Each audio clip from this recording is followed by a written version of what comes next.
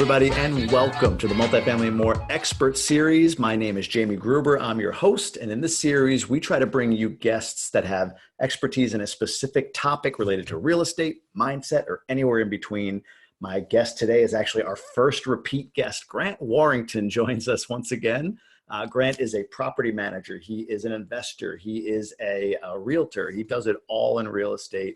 And he's going to talk to us a little bit about property management today. So hello, Grant. Thanks for being on. Hey, Jamie. Thanks for having me. I appreciate it. I'm glad to be back. Absolutely. It's an honor. It's an honor and a privilege. Although no tie, no, I'm feeling like you're maybe no, not today, but I gotta mention, I love your button down, man. Shorts down low, button down up top. I did this for you because I didn't wear the black t-shirt for you. I never would have known unless you told me about the shorts. I know, but I had to. Nice. Anyway, so this is what's cool. Grant attended and presented at the Michigan version of our Multifamily and More meetup, which we have once a month. It's usually the fourth Wednesday of the month in Brighton, Michigan.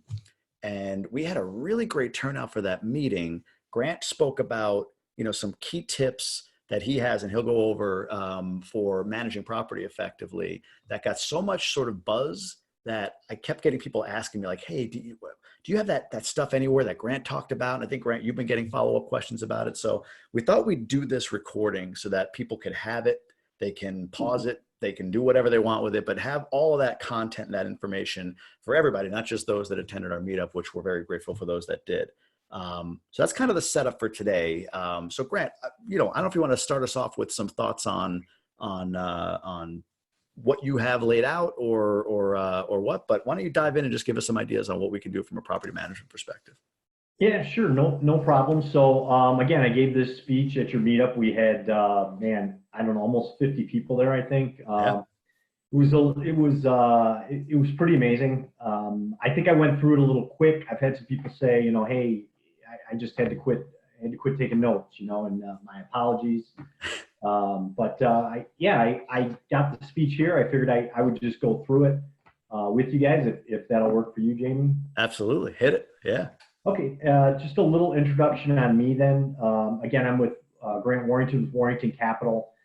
That's our asset management company. Property Professionals is our property management company. And Monica Warrington is my wife, and she is 50% in both of these companies. I'm also a realtor in Southeast Michigan, just FYI. I've been in construction for 23 years. I've managed over 800 units in Southeast Michigan and Northern Ohio, with my properties included. Managed 12 apartment buildings. The biggest was a 144 building that was a syndication deal, not my own. I've done over 40 full gut rehabs of apartments and single family rentals. I completely oversaw all phases of a 12-unit apartment building that was destroyed by a fire. No one got hurt, fortunately. It's the main thing. I was on site when the fire occurred. I dealt with tenant displacement, gutting the building to studs, and rebuilding it. It was a sprinkled building, which means it had fire suppression. So that was a huge learning experience in and of itself. Yeah. So I'm going to share some tips on what to do on a takeover and actually management of a building. So I love it. My wife and I just acquired our 20-unit building 10 months ago now. It was January 29th, 2019. So on takeover, I'll jump in too anytime, Jamie, if you. Yeah, no, I'm taking notes so I can. Yeah, absolutely. So on takeover, I know this sounds funny, but get all the keys at closing, including the laundry keys. It sounds like a no-brainer, but you got a lot going on. So just make sure, and laundry keys are often overlooked as well. But that's a good note. Post new management signs on all unit doors after closing with your property management name, your phone number, and most importantly, who to pay. We closed, like I said, on the 29th, and we had to scramble to make sure everyone paid us on the 1st and not the old owner. Another thing, this is what we do. We changed all locks as soon as possible. I believe it might have been a Tuesday. We changed locks on Saturday. Closed on a Tuesday, changed the locks on Saturday. We avoid lockouts by using a quick set master key deadbolt and a non-locking dummy knob. So just a handle knob and the quick set deadbolt. This is one of my favorite tips, by the way, because it's such a, like, you can't lock the door without your key. Correct. So there's no way to walk out of your apartment and lock it unless you have your key to lock the deadbolt, because the knob is a dummy knob. That one blew my mind, to be honest with you. That's brilliant. Correct. Yeah, and the deadbolt accepts our master key and a tenant key, and you can rekey the tenant key in 10 seconds. It's QuickSet 816 is the deadbolt. It's Lowe's item number 612770. That's Lowe's item number 612770. It's $39.98. If that helps, you can look that up on Lowe's. It's amazing. Website. Yes, that helps a lot. And then we rekey all our vacant units to one key. So if we have 5 vacancies, we rekey them all to one key. We have one vacant key. That way our contractors can just have one key. They can access all 5 of those units. Yep. And then as we fill those vacancies, we remove that and we put we rekey it to a tenant key. And that way the contractor cannot go back in there. So after everything's been done, it's been cleaned, we don't want the contractor going back in there for any reason to use the bathroom or anything like that. So we rekey it to a tenant key. Got it. And he can't use that anymore. I love it. Also, don't give out your master key. So it's key control at all time. There's 2-3 people that have a master key in our system. So just make sure that do not ever lend out your master key, because they can access all the units. Makes sense. And something else we did, we installed a rent drop box with a sign above it, rent drop, no cash accepted. We mounted that on the wall, and that's how our tenants pay us. They don't mail us checks. They either put it in the rent drop or they pay us through Billium, through our property management software. Makes sense. Yep. Then we install a wall-mounted lockbox for your building, and we put the building key and the vacant key in there, so our contractor can get in the building and he can get in the vacant units as he needs to. And that's Lowe's item number 47636. It's $31.98. So that way you can look it up and see what we're talking about. You can buy it on Amazon for $20.99 though. So go to Lowe's, find it, and then look on Amazon and see if you can get it a little cheaper. Nice.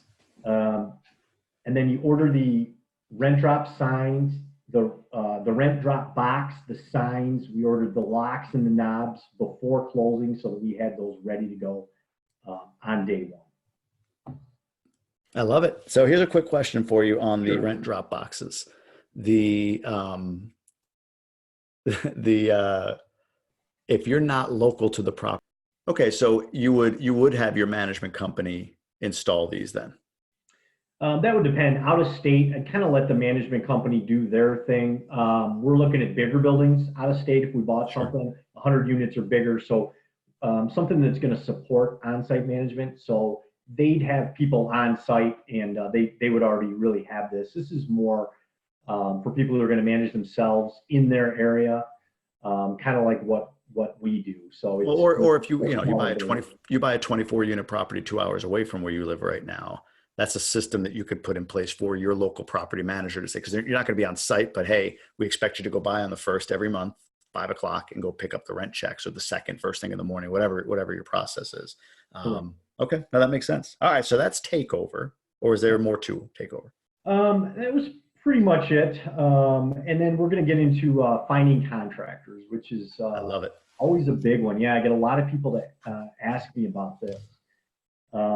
So a few things I do is I create a contractors group in my phone book. So you can save numbers in your phone, under your contacts. And then I create a group called Contractors. And I put all my contractors in that group, and then I will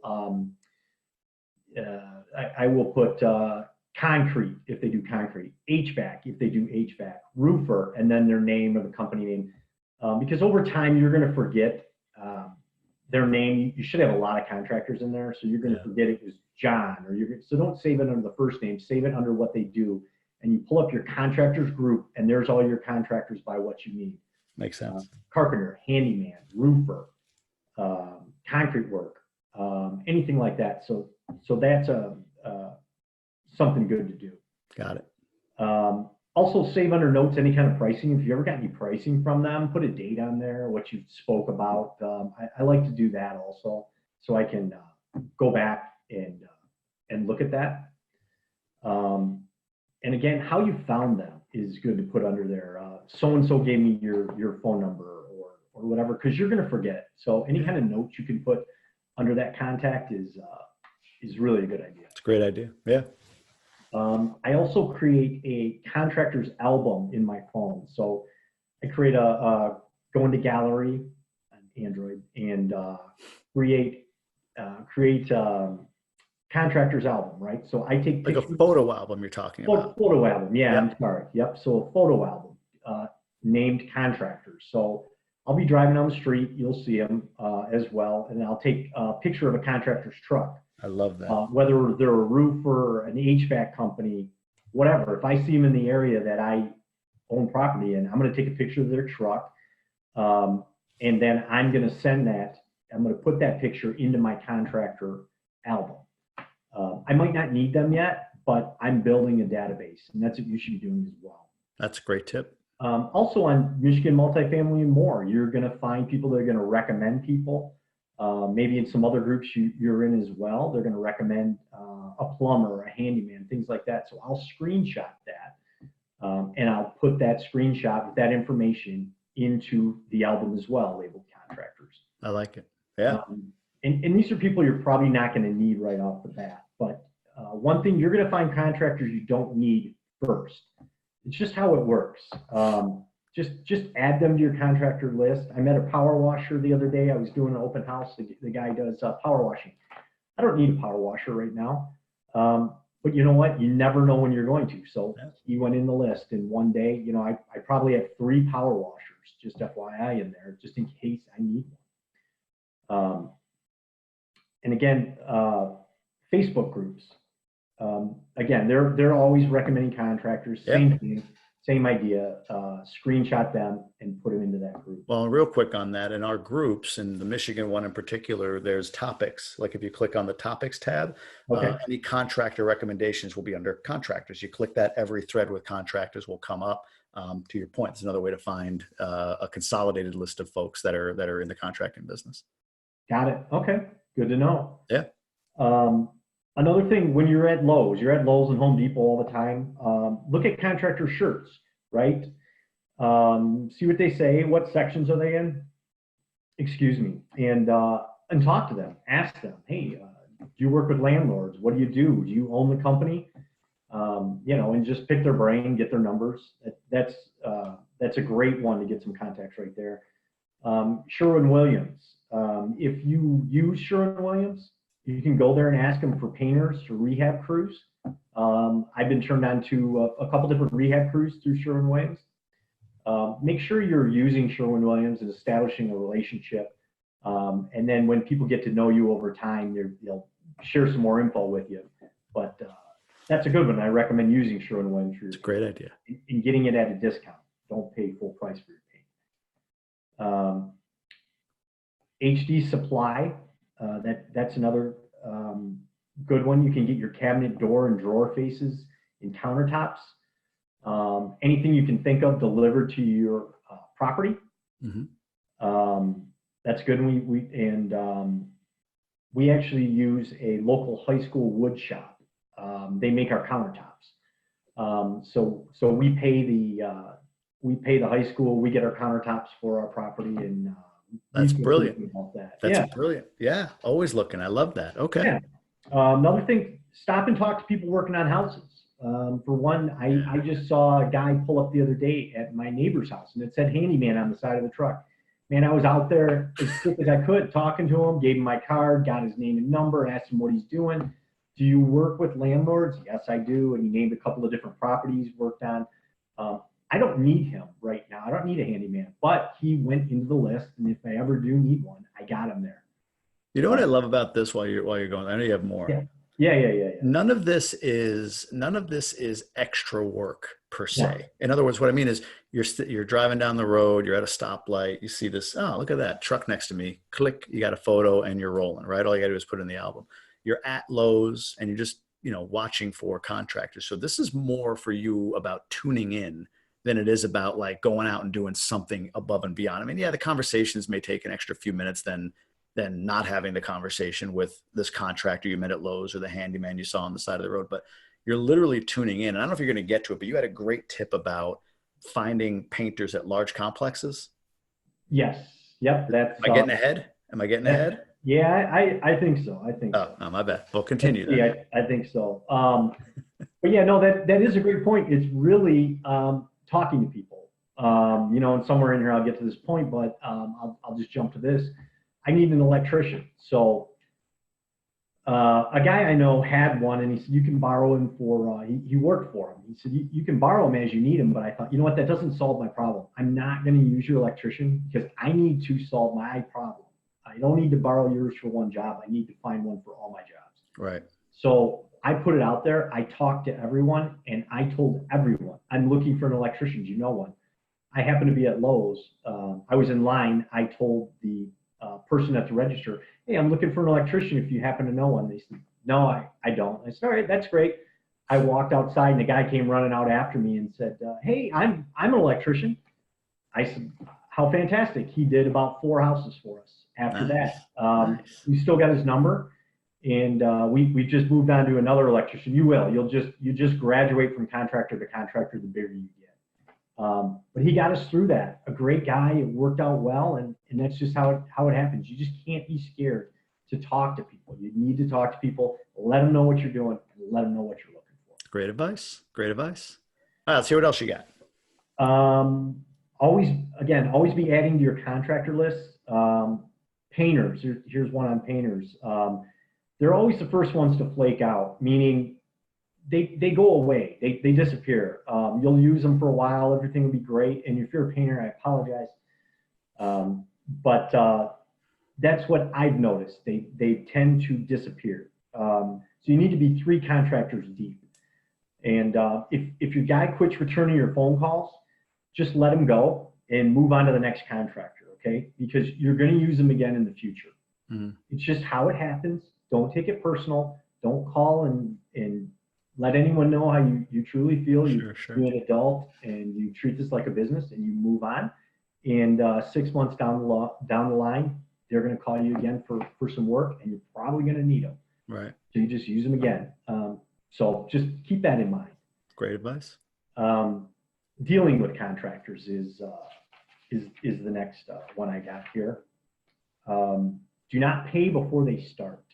That's probably the best advice you're going to get. Don't pay them right off the bat. And you buy the materials.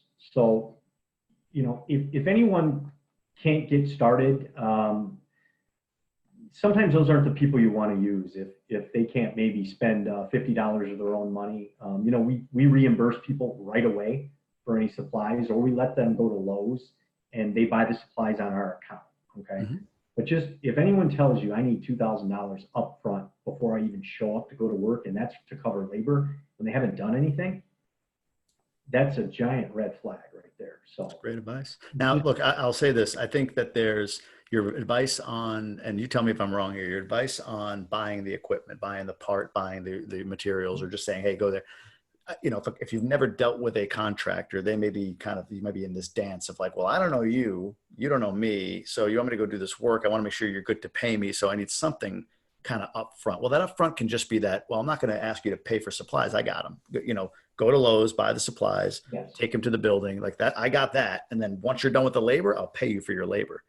Yeah, or they could show up day one and you'll meet them on the job when they're actually working, and you might give them pay for supplies or give them a small draw that day. Makes sense. Very small, but yeah. When you start paying people for things that are going to happen in the future, you're going to have a problem. That's excellent advice. Yeah. The other thing is with contractors, our building's not going anywhere.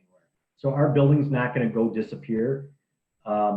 Unfortunately, sometimes contractors do. So they're always going to know where the building is. They have the ability to do things, put liens and things like that on if they're not paid. So really, we're the one taking a lot of the risk. But Great point. I do understand their point, but that's something to keep in mind. Don't get bullied into paying someone a large upfront cost. I like it. And then investors and property management pricing. So there's a big difference. You don't want homeowner pricing, and that's something you're going to ask right off the bat. So if you meet a contractor in Lowe's and he says, yeah, I do kitchen remodels, you're going to ask him, well, how much is your kitchen remodel you do? And if he says $50,000, you got the wrong guy. Right off the bat, well, you're not going to be able to pay for that kind of work. So you move on. You ask them, do you work with investors? Do you work with landlords? And ask for some kind of pricing. They'll give it to you. Mm-hmm. Rehab and labor costs. So this is a good one. You're going to write out a scope of work. All the line items you think that are going to need to be done on a rehab, let's say in an apartment. And you're going to put how much per hour. First, you're going to figure how much per hour you're willing to pay this person, whether it's $30, $25, whatever it may be. You figure that out. You put all items on a line, and you put if it takes a half hour, you're paying them $30 an hour. You put $15 in. If it takes an hour to perform that task, and you're basically just guessing, you put in $30 down. You break it down hour per task, and you add that up, and then that's what you're going to pay for labor. That's a good way to do it. You'll get better at it as time goes on. Well, let me ask on that. So if you're doing a full rehab of an apartment, how do you keep track of all of that? Like you go into the apartment and it's like, wow, there's a lot here. Like how do you go make sure that you get everything when you walk into an apartment and want to write up this scope of work? It really depends. You have to know what you're doing. I mean, are you gutting the cabinets? And it's really, let's say you're paying a guy, $30 an hour. How many hours? Demo's really quick, right? So demo, you shouldn't be paying an exorbitant amount, but to hang cabinets, how many cabinets do you have to hang? How many hours do you think it'll take? And you need to just kind of break that down. Cabinets is a little more of a specialty, so it might be $100 to hang, a small amount of cabinets, something like that. But you'll get better at it. You need to first practice and go through and figure out exactly what you need to do, and then draw up your scope of work, come up with your number, and then see if it's realistic. Okay. And then you add it up, and again, and then you don't give the contractors the line item prices, because what's going to happen is no one's going to look at a line item, a contractor isn't, and no one's going to come to you and say, you're paying me too much here. Okay, it just doesn't happen. But they will beat you up on pricing if they see it and don't agree with it. So you lump it all together. You give them the bottom line and say, this is the number that I'm willing to pay. And then painters. And this is a big one. So what we've found is apartment painters and house painters and homeowner painters, they're all different, right? So there's apartment painters. And for one coat on a turnover, you're looking for $200 for a one bedroom for the same color, okay? It's $225 for a two bedroom, and the second coat is half of the original price. And then it's, $10 a door if you're changing color. And then once your doors are all, let's say all your doors are white, you got to turn it again, and you got to paint the doors again. They won't charge you for the doors if they're painted the same color. But those are good numbers. That's what large apartment complexes pay. So those are good numbers to look at. So again, you can reach out to Sherwin-Williams and ask them, hey, do you have any apartment contractors, painters, or things like that? That's a good way to find them. Well, let me ask on that. So this is, again, this is for the entirety of the Multifamily and More group. It's on our YouTube channel, so people are watching this from all over the country. I'm sure some people have not here, not here. It's not going to be that much here. You're talking about Michigan specifically, right? Correct. To give context, I think this is good. To give context, I and I can speak to this. And I've never asked this, so if I put you on the spot, I apologize. But I can speak to this. What would a paint job be for like a 2,000 square foot home to paint the interior of a 2,000 square foot home? How much would somebody charge? It would depend. Just be a ballpark or a range. Like you can get prices up to what for that in Michigan? Let's say a 1,200 square foot home. An apartment painter to come in, a 1,000 square foot home. Let's say $800 to $1,200. Not an apartment painter. I'm saying a retail painter. If I was going to have somebody paint my home, like Now I that depends. Your home, 20 grand. I You can would get hope up there. not that much, but yeah, 10 grand, 8 grand. You can get yeah, up there. Like a lot. my home, we were quoted as much as 50,000 to paint the house. So right. And I don't have a huge home. I have a 2,000 square foot house. But my point is, I think a lot of folks out there may hear like, nah, not here, not 200. And maybe it's not 200, maybe it's 300 or 350, but it ain't 1,000. It ain't 2,000, right? Right. And I wanted to provide that context on, yeah, we're sitting in Michigan. We both happen to be in Michigan. You know, that price, 50,000 for a 2,000 square foot home, that's what you might think you would hear in San Francisco or New York, but you hear it in Michigan too. Like, you know, cost of labor is not all that much different, you know, and even if you want to double the cost of labor in a more expensive market, it's still $400 versus $200. So I just wanted to make that point to make sure folks aren't, you know, dismissing the idea out of hand. That's a great point. Yeah, that is a great point. We also had a person come in and quote our 600 square foot apartment that we're getting painted for these prices, and she actually quoted it at 1,500. So if we didn't know any better, so my wife and I we didn't say anything. We just looked at each other and just told her, well, we don't think it's really going to work. And she said, well, what number did you have in mind? And we told her, and, you know, she just, well, I can't do it for that price. I said, well, you know, you don't paint apartments then, right? And she said, no, I'm looking to try to get into it. And that's the difference. She's not an apartment painter. She's a homeowner painter. So for a 600 square foot home, which is a 1-bedroom apartment, when you want to put it that way, if you're paying for a homeowner paint job, she was at $1,600. Sure, 8 times the price. Yeah.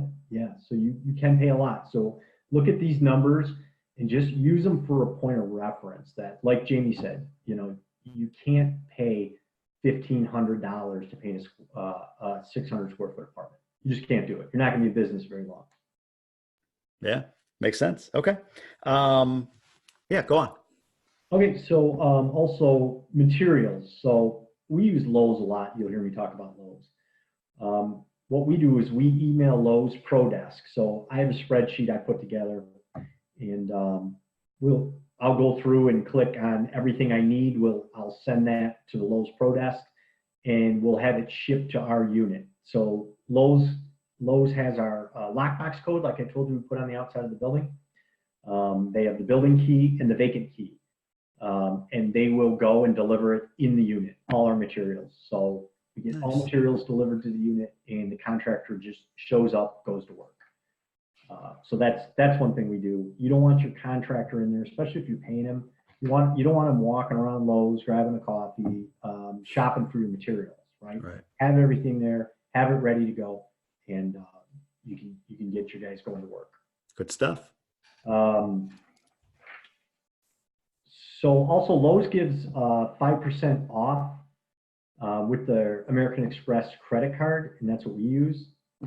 And then large orders of $1,500 or more, they put it through what's called QSP, and that's their quote support program, and you'll get an additional savings on top of that. So QSP and their ProDesk will do that. So just keep that in mind. Establish a relationship at Lowe's at the ProDesk. Normally you can work with one person. That's what we do, and we've built a relationship over the years, and we email her and she looks out for us, and we do the same for her. Great tip. And then materials, always price compare everything. You can find it cheaper somewhere else usually. Check Lowe's, check Amazon, check Home Depot, check HD Supply. You want to make sure you're shopping around and not just doing the easy thing and ordering from one spot. Okay. I got a few more here. So turnover finishes. So again, speaking about our 1-bedroom, 600 square foot apartment. It's a 20-unit apartment. They're all the same. They're all 600 square feet. So what we do is we brought investors and apartment owners or people looking to own apartments into our building, and we showed them around. We toured them. We showed them one of our units that was in the process of getting rehabbed, and then we would show them, hey, here's the finished product, and people loved it, especially investors. What a better way to look at what people are doing, the finishes, their tenant base, how they're improving the property, than to get in there and walk around and tour the property. So we've just had fantastic success with that. That's great. A lot of people love it. And as you know, we're looking to buy, you do know, we're a 100-unit plus building. So, you know, a lot of our investors jumped at the opportunity to come through and take a look at what we're doing. Absolutely. We're on the prowl together for those out there that couldn't catch that hint, but yes. Continue. So speaking of, I'm going to go over some prices here so people get an idea of what we paid. Flooring. So we use Sherwin-Williams, okay, for all our flooring. And we use glue down vinyl plank flooring. We put, and that's in the kitchen and the hallway. And we put carpet in the living room and the bedroom, okay? And then we put sheet vinyl in the bathroom. We did sheet vinyl in the bathroom because it's one piece of vinyl and we felt it'd be a little bit better in that wet area. And we did the glue down vinyl plank in the kitchen. We didn't want to do them in the living room. Some people will continue that through to the living room, but it's just a higher price point. We had a lot of rehabs to do. So we put carpeting in the living room. And also on the second floor, you sometimes get into some noise issues. So we felt carpeting the living room was the best. So that ran us $1,500 to do that. And that's flooring for the whole unit. Paint, again, we use Sherwin-Williams. For paint, we paint agreeable gray eggshell on the walls. We do CHB flat white on the ceilings. It's just a flat white paint. CHB is in Michigan and I think Chicago area. I don't think it's all across the United States. Gotcha. The flat white. Semi-gloss white on trim and doors. And then the cabinets are primed and painted. So total with paint and labor were spent $750. I was going to make that distinction. The price you gave earlier was labor, not paint, cost of paint. Correct. But that labor, does it include moldings, sealing, all that stuff? The labor does. Okay. The labor does. We're painting trim, doors, ceilings, and walls. So really 3 different colors. Got it. We're using. Okay. So total with labor, we're at $750 for paint and labor. We also needed to buy through wall air conditioning units. HD Supply, we got them from HD Supply, $380 a piece. Okay. Now right off the bat, we looked at replacing the originals. We looked at what we had there and we thought, well, we'll just swap it out. We'll buy the matching original product and put it back in. The original one's $800. So doing what I told you, my wife, Monica, found these on HD Supply comparable, and she got them for $380. So just a huge cost savings. So there, that shows you need to look around. You need to do your homework, and you need to figure out how to do this at a better price point. We also had to put 2 giant windows, one window in the living room, one window in the bedroom. They were big windows. We did those for $1,000. That was for the window and for labor. Each or 1,000 total? 1,000 total. Window and labor, 1,000 total to get those made and installed. So we thought that was a fantastic price point. Yeah, that is good. And we do windows on rehabs. So if we got to do a full rehab, someone moves out, we put a new window in. Makes sense. Appliances. We're buying new appliances. Yeah. Lowe's delivers them, and we're getting for $850 for a fridge and a stove. Okay. We'll reglaze the tub. That's $250. Reglaze it nice white. Looks brand new. Material and labor, we're at about $1,770. And then the total turn with labor and everything above I just listed is $6,500. That's a good thing to say, because you hear a lot of people talk about like, you do a unit turn, it's 2,000. If you're going to gut it, it's 5,000. And I found that not to be true. I don't have the experience you have. We're in that range, $6,000 to $7,000 for a full unit rehab. That's flooring, cabinetry, paint or replace. It could, it varies a little bit, obviously. Painting the whole unit, redoing the bathroom to some extent, yeah, a lot of what you just mentioned. So that's a fair point to make. So I think a lot of people get enamored with what you may hear online, that like the pricing is, $4,000 to $5,000 to do a full gut rehab on an apartment. I haven't found that to be true. Maybe it is out there. Somebody let me know, but I haven't found that to be true. Yeah, and that was one of the biggest things early on in our career. We'd hear things like, just like that you said, and we're like, how can this be? And that's why I wanted to give actual pricing, because it's people give these unrealistic numbers, and it's just that, it's unrealistic. So, yeah. And it's always a little more. So, you might run into some bad drains. Your kitchen drain needs to be replaced with PVC. There's all kinds of things you're going to run into. So, don't just take my 6,500 and try to apply it to your one bedroom. Right. Give it a little bit of a buffer, because there might be some other things there. But I'm just giving you that's ballpark on these materials, what we spent. So, yeah, these things can get expensive. So, again, I'd just like to be honest that, it, like you said, it's not $3,000 to $4,000. Right. More like 6,500. Yep. Another thing we found is policies and checklists. So follow the same rules you make for your tenants. If there's no parking on the grass, don't park on the grass, because you own the building, or your maintenance tech, you let him park on the grass. To us, that's unacceptable. What we say is what goes, and we follow the same policy and procedures. It's only fair. And you're giving a bad example. Also, checklists stop work orders. So in order to stop a work order, create a checklist. If you have a hot water tank, create a hot water tank checklist. So when your tenant calls and says, I don't have any hot water, you can say, okay, well, go to the hot water tank. Is the pilot lit? Okay, that's step number one. Step two is on your checklist, you're going to walk them through how to light the pilot themselves. That way you don't have to send anybody out. Okay, so that's a great one. Garbage disposals. That's another one. Is it jammed? First check and make sure the circuit breaker isn't tripped. There's a circuit breaker on the bottom of the garbage disposal. There's just some things you can go over with them, and those are great to come up with some checklists there. Yeah, it's a great idea. No power in the kitchen. My kitchen light isn't working. First, you're going to go over, and these checklists are for the people that work for you or for yourself too. First thing they're going to do is they're going to check the circuit breaker. Is the circuit breaker tripped? No. Next thing to do, check and make sure the bulb isn't burned out. That's a big one. We've seen that a lot. The bulb burn out, and they're calling and saying, hey, my light doesn't work. Mm-hmm. So that's how to avoid a work order. Another thing, always say it's company policy and give a reason why if possible. So tenants aren't allowed to paint.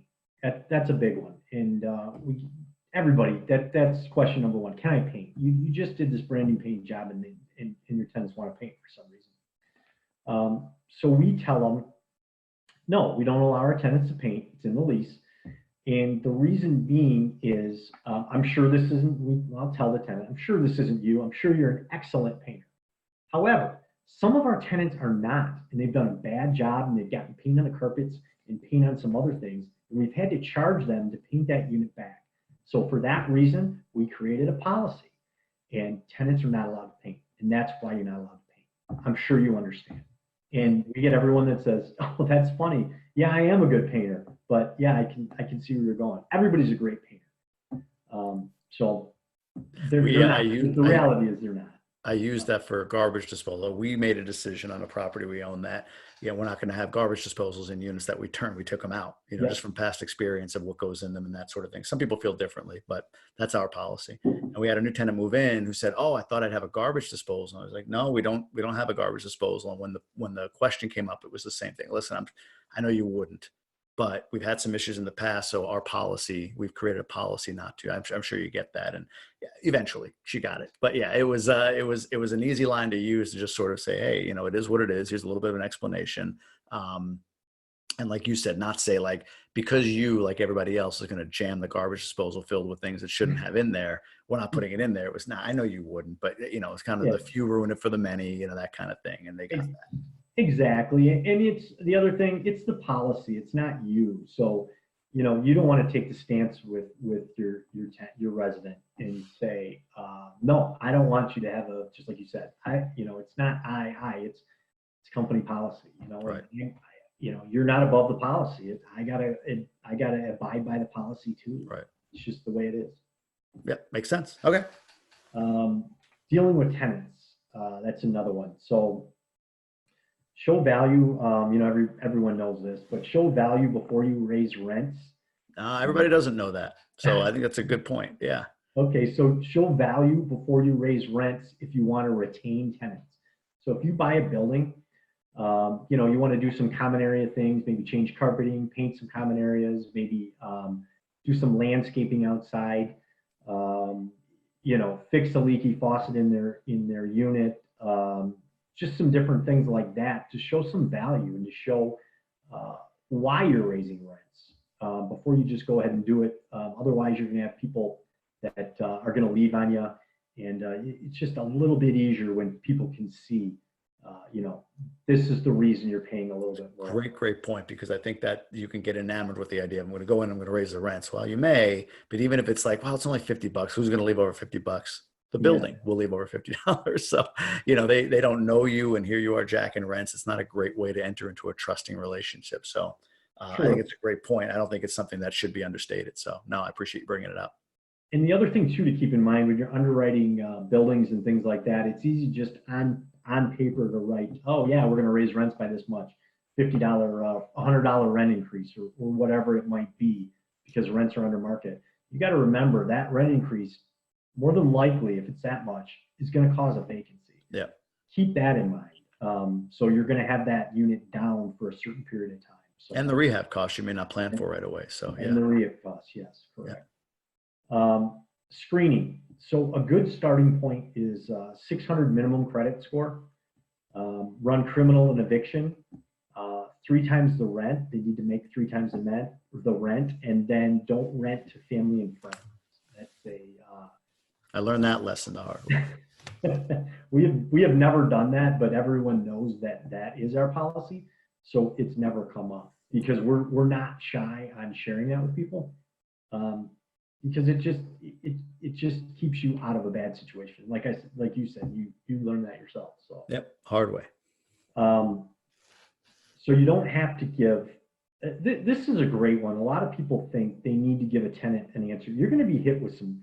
If you're in property management, you're going to get hit with some questions that you're like, wow, I have no idea, and I've never heard that before.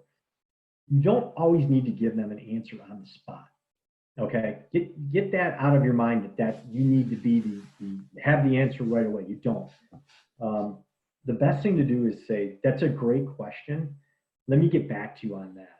Don't feel pressured to answer immediately. Mm-hmm. Yeah, that's a great question, and let me get back to you on that. That saves a lot, because sometimes you need to sit back and go, oh wow, how are we going to handle this one? We've heard some pretty crazy things in our day, and that one's really helped, because you want to help them, and you do get back to them. You know, what I say is what I do. So if I tell them I'm going to get back to them, I do get back to them. But sometimes you need a minute to digest. Mm-hmm. Again, this is a big one too that people think there's no book of right answers.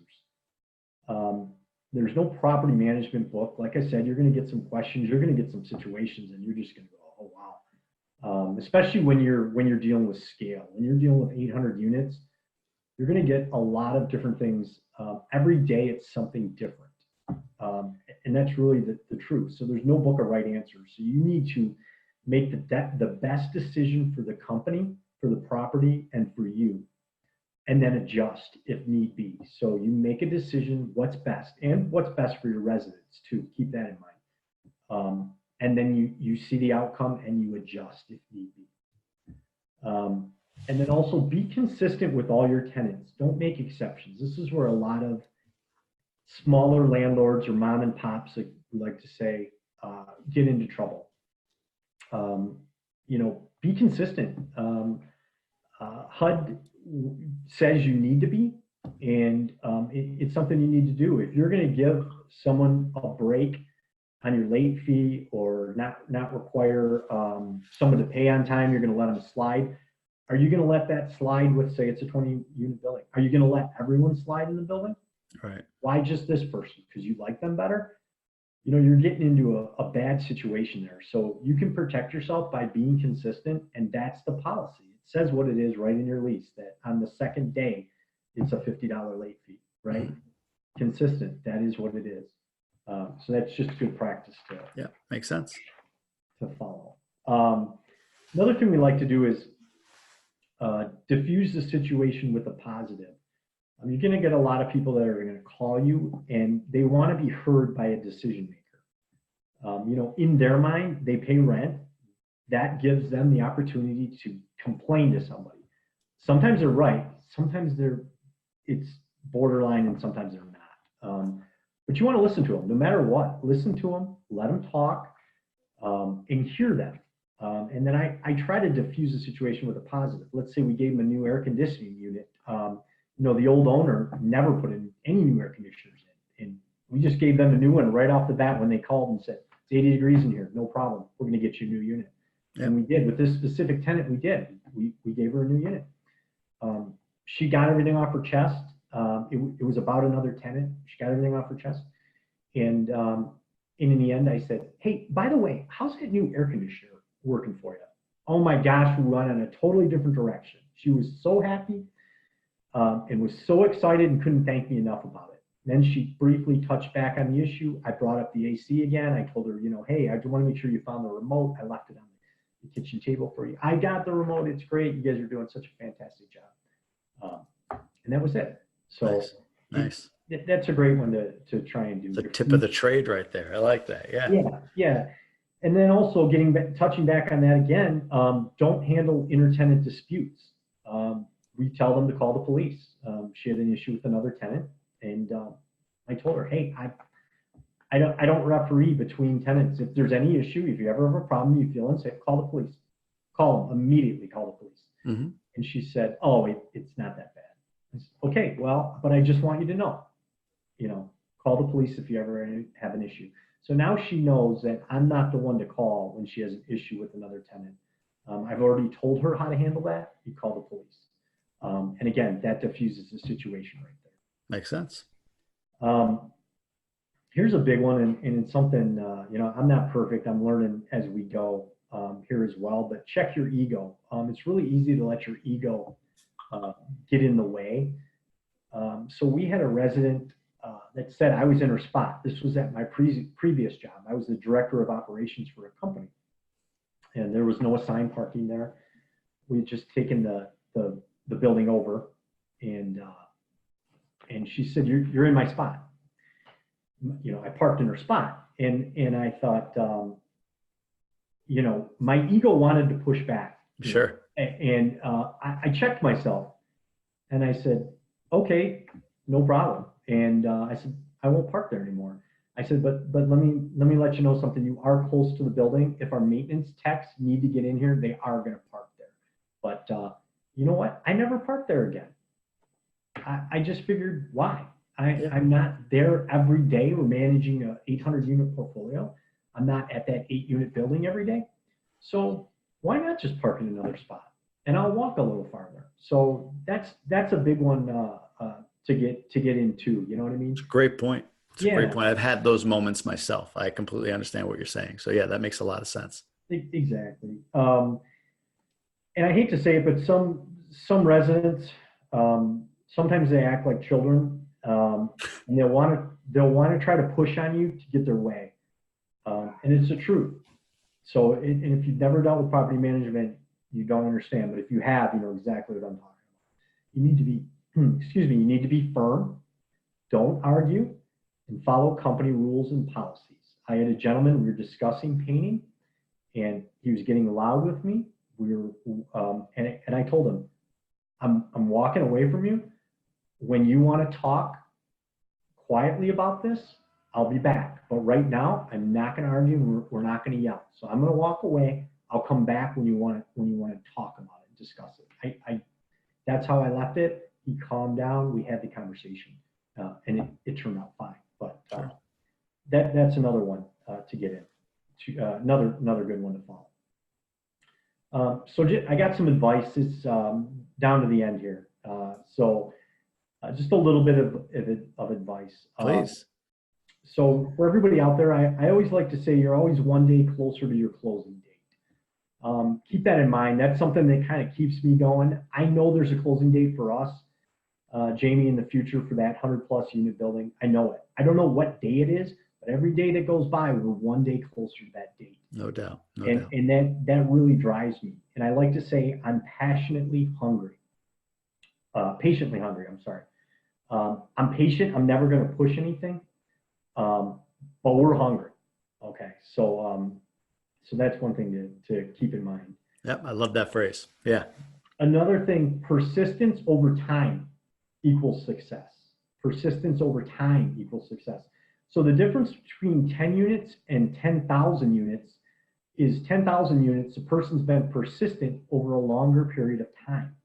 Okay, so don't compare yourself to anyone who's been doing anything longer than you've been doing it. Okay, that goes with anything. You know, just someone's been doing it for 10 years and you've been doing it for 2, and you're wondering why you're not as successful as them.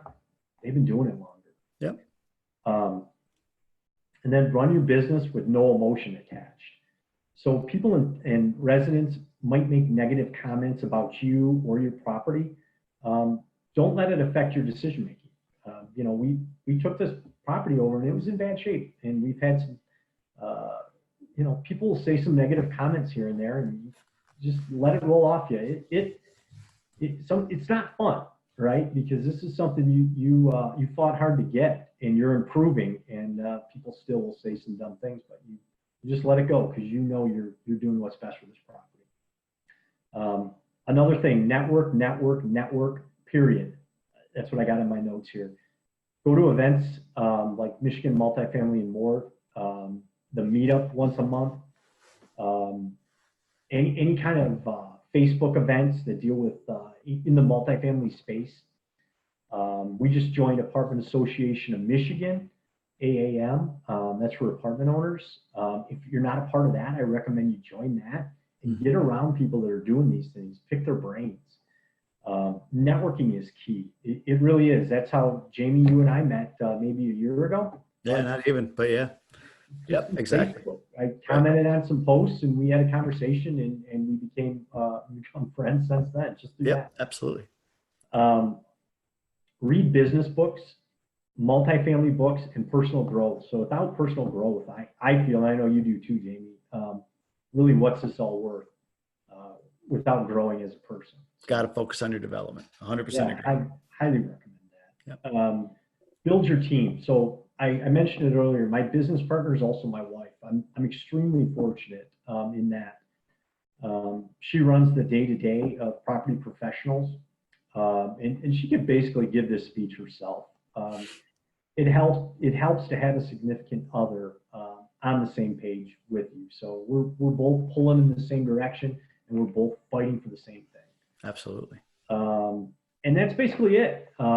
That's great advice. The one thing that you real quick, because I had it in my notes here to go back to, and I'll just say the painter, you would give me advice once, if I'm trying to find a unit turn painter, to go to a large apartment complex, 200, 300, 400 units, and you'll find a truck there with a unit turn painter. So if you're looking for that person, that is a fantastic bit of advice. I always love that bit. But Reed, Grant, you have, I'm reading the word read here because I'm talking to him a little later. You have literally given beginning to end a clear, very, very easy overview of what to do at turnover once you acquire the property, you know, as you're ongoing managing the property, as well as some really great tips. But people struggle to find contractors. You've solved that issue here with your tips and your advice. People struggle with how much to pay for certain things, and you've gotten very tactical down to the Lowe's. If you haven't, go back and listen. The Lowe's item number For the locks, the master key system you want to buy per door, and the lockbox as well to have on property. I mean, tips from a guru in the property management space. This recording is chock full of them. I hope people play it back, write things down, take notes. But if they didn't, let's say they didn't do that stuff, anything you can offer up, anything you can do, anything where they can find your information, this information that you have out there. Well, you know what, I wanted to touch. Excuse me. I wanted to touch base on one more thing too. Develop Please. relationships with your contractors too. It's not all about beating people up and getting the lowest you can out of everyone. You know, you need to get the best pricing, but you need to have someone you know you can call and count on. If that roof is leaking, you need somebody that's going to go out there and take care of it. You need someone you can count on. So develop these relationships. You know, I'm really good friends with my plumber. Also, HVAC, good friends with them. Our electrician, same thing. I got relationships with these people. So that's just something to keep in mind. This is a relationship business, and you know, you want to build those relationships. Great point. No, I appreciate you saying that. This list, I'm going to get this up on warringtoncapital.com, and I think we're going to put this under media, under warringtoncapital.com. Go to media, and I'll have this list up there. So that's where you can find it. Again, warringtoncapital.com is where you can find us. Warrington Capital on Facebook. I'm on Facebook. I'm all over Facebook. I'm on some other platforms, but Facebook seems to be the biggest one for me. The central one for you. So find him on Facebook, Grant Warrington, easy to find, warringtoncapital.com. Great advice. I've got a page full of stuff that I wrote down as we were talking for the second time hearing this list, because there's certain things that resonated with me the second time that I didn't think of the first time. So really appreciate you giving such amazing value and a ton of detail on this.